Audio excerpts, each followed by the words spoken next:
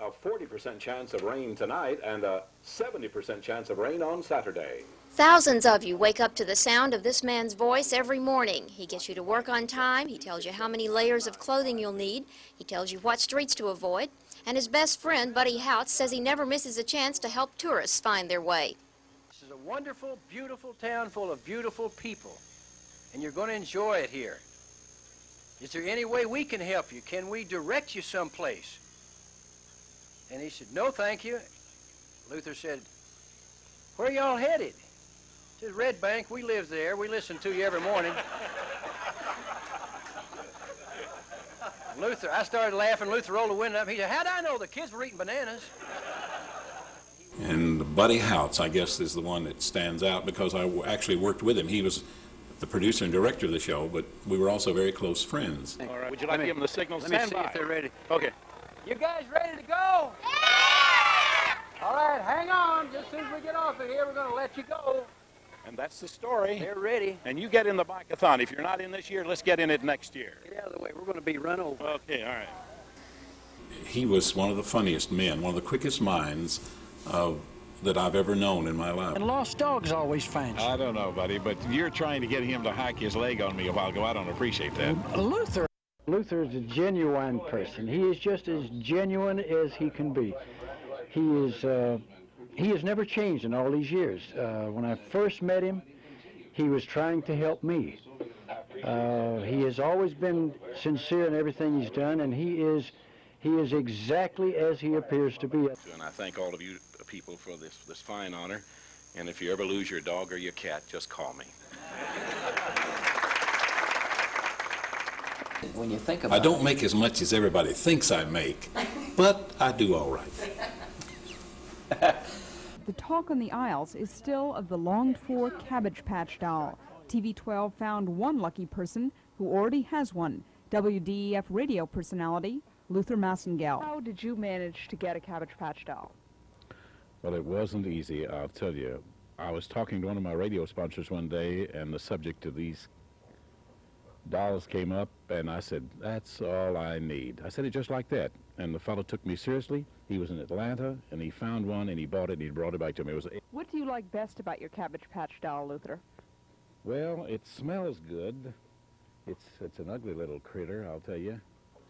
But unlike Luther, you probably won't get a Cabbage Patch doll for Christmas. All the Chattanooga stores we checked with are completely out of them. We can't forget, yes, it was the Luther Show.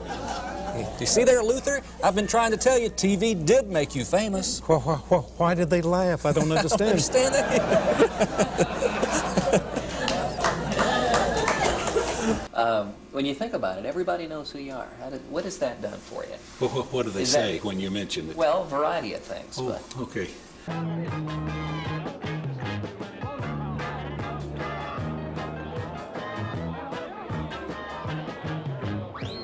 Marconi Award. Why, he said, you got it, you deserve it. He said, you and Marconi played together when you were children. And I'm not that old. Real Luther that we've never known. Remember there.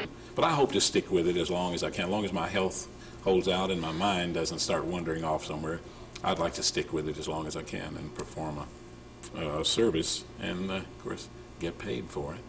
Some friends took the time to call and or come by the station to say congratulations. It's no wonder you're one of the top 10 radio morning show personalities in the country. You've outlasted most of them.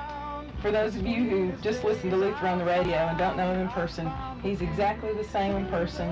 I've never seen him down before. I've seen him mad before, but I've never seen him down. And you've given me a lot of inspiration the years that I was here. But no, I've had, over the years, some nice offers from bigger cities. The last one I had was from Ted Turner. Ted offered to hire me, this has been about, I guess, 10 years ago. That's the last offer for a much bigger and a lot more money that I had. But I really preferred to stay right here in Chattanooga. I love the town, love the people. I really do. We're proud to be a part of Tennessee, but we're even prouder to call Chattanooga home. You might not recognize all the faces, but the names probably ring a bell. Bob Bosworth, Van Campbell, Ernie Fagans, Gene McPherson, Buddy Houts, Abe Zarzor, the mayor of Main Street, and Tom Nobles, who drove all the way from Los Angeles to surprise Luther. And tell me again, Van, why it is that you're up here. We're protesting. Protesting the what? Because you assume that you're the oldest living radio man, and we've got 400 years of us here. These fellows behind you? Yes. Each of these gentlemen was on the air with Luther at some point over the past 45 years. All now are retired except Luther. Today's reunion was in honor of the voice of Chattanooga, a voice which, even among its professional peers, demonstrates unmistakable style. Oh, he's the greatest. I was there the day he came in, and I've known him a long, long time. There's only one Luther. He is the greatest. I think he's a great fellow as far as that's concerned. Sorry, I don't know anything that I could tell you that is bad about him. Everything I know about him is good. I think that he holds the area together. He holds the town together. And he's the greatest. Gentlemen, I thank you. I am 64, but I feel, what, 63? You're only 64? Luther is a pro. Luther's a vanishing breed, and when Luther's gone, this breed's gone.